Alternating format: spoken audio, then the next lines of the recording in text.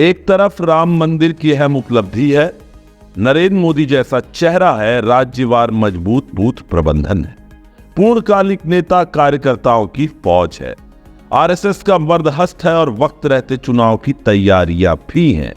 दूसरी तरफ अभी हनीमून पीरियड चल रहा है, वह भी करारी हार के बाद। अब चुनाव में चंद हफ्ते शेष है, लेकिन पदयात्री की पार्टी राज्य में पग पग बढ़ते चलते भी नजर नहीं आ रही है। सिवाय केंद्रीय वॉर रूम की 3 नियुक्ति के पदयात्री की पार्टी की कोई चुनावी तैयारियां नजर नहीं आ रही।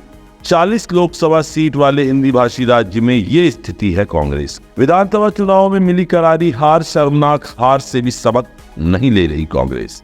देश का आम चुनाव स्तर पर आ गया है। लोकसभा चुनाव को 12 से 14 सप्ताह भी नहीं बचे हैं, लेकिन कांग्रेस का हनीमून पीरियड है कि खत्म होने का नाम नहीं ले रहा। हैरत की बात तो यह है कि कांग्रेस ऐसी इकलौती पार्टी हो गई है जो चुनाव हारने के बाद हनीमून मना रही है, जबकि उसे तो विधानसभा चुनाव में मिली करारी और शर्मनाक हार के बाद अगले ही दिन से काम में जुट जाना था। दूसरी तरफ भाजपा है, जिसकी केंद्रीय इकाई ने न सिर्फ चुनावी तैयारियां शुरू कर दी है, बल्कि राज्यवार प्रभारी भी तय कर दिए हैं। इसमें मध्य प्रदेश भी है। गांव चलो अभियान के साथ पार्टी के बड़े नेताओं ने खेत खलिहान और गांव की पगडंडियों की तरफ कूच कर दी है। राम मंदिर का रत्न जड़ित मुकुट अपने शीश पर रखे भाजपा का लोकसभा चुनाव का उत्साह देखते ही बन रहा है। पार्टी की केंद्रीय इकाई ने 400 पार पर कमर कस ली है। नियमित चुनावी बैठकें शुरू हो गई है। राष्ट्रीय अध्यक्ष जेपी नड्डा से लेकर प्रदेश अध्यक्ष वीडी शर्मा ने फिर से बूथ प्रबंधन को पकड़ लिया है। इस बार तो पार्टी ने बूथ पर काम करने वालों को अयोध्या ले जाकर रामलला के दर्शन कराने का भी कार्यक्रम तय किया है, वह भी परिवार सहित। यानी जो बूथ पर पसीना बहाने वाला कैडर है, उसे परिवार सहित यात्रा के जरिए सम्मानित करने का लक्ष्य, ताकि वो पार्टी के काम में परिवार भाव से जुड़कर काम करे। इसके अलावा पार्टी ने विधानसभा चुनावों की तर्ज पर विस्तारकों की बड़ी फौज भी फिर से तैयार कर ली है, जो घर बार छोड़ लोकसभा चुनाव तक पार्टी की जमीन मजबूत करेंगे।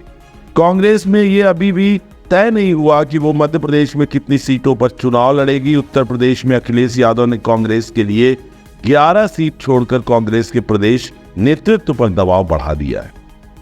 समाजवादी पार्टी प्रदेश में अपनी हिस्सेदारी मांगेगी। हालिया विधानसभा चुनाव में ये तालमेल नहीं हो पाया था। इस मसले पर कमलनाथ ने एक तरह से अखिलेश यादव को झिड़क ही दिया था। परिणाम स्वरूप सपा प्रदेश में अलग से चुनाव लड़ रही और विंध्य बुंदेलखंड और ग्वालियर चंबल बेल्ट में कांग्रेस को नुकसान उठाना पड़ा। अब प्रदेश अध्यक्ष जीतू पटवारी हैं, उनके समक्ष सपा की साइकिल आ खड़ी है। अब देखना यह है कि साइकिल चलाने के शौकीन पटवारी सपा की साइकिल पर सवार होते हैं या नहीं। वैसे भी कांग्रेस को लगातार झटके लग रहे हैं और ईडी गठबंधन एक तरह से टूट के कगार पर है। ममता बनर्जी से लेकर भगवंत मान तक ने अपने अपने सूबे में कांग्रेस से तालमेल नहीं करने का ऐलान कर दिया है। नीतीश कुमार के मूवमेंट ने ईडी गठबंधन के साथ कांग्रेस की भी आह निकाल दी है।